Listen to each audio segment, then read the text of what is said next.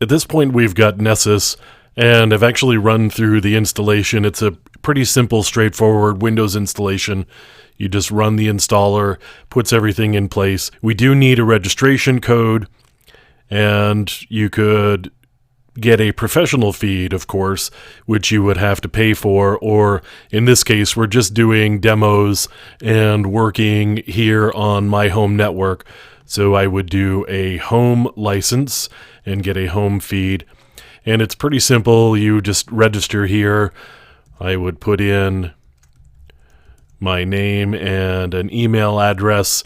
And then, of course, I have to agree to the terms of service, and then I would register. Now, when you're done with the installation, it will bring you to the website, and that's a local host because the web server is actually running on my system, and we connect to it on port 8834. As usual with any of these type of local installs, they have self-signed certificates, which of course generate problems with the browsers.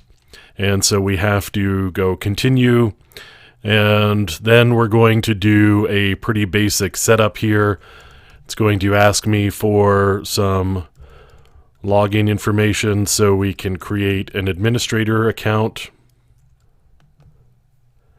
And now I need to provide the activation code that I received in email.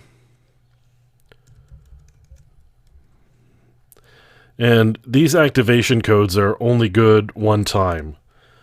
So even in the case where maybe you're doing a lot of virtual machines and creating new systems and you want to do Nessus again, you can't reuse one of the activation codes. You actually have to go get another one.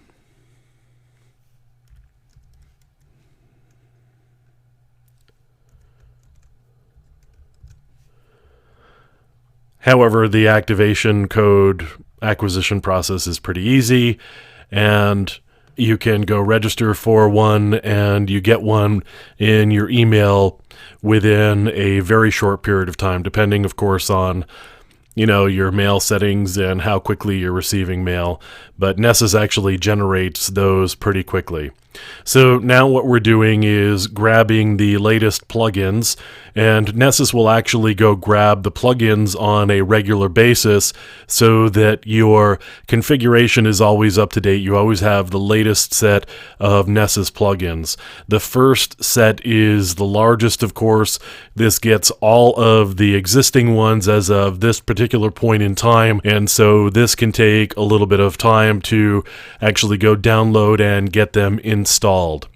Now, once all of the plugins are downloaded and installed, then we can go about starting the process of doing the configuration. We can create some scans so that we can see the vulnerabilities on the different systems that we can find. Of course, the thing about the vulnerability scanners is what they're looking for is particular signatures, and it's really about banners and about ports that are open.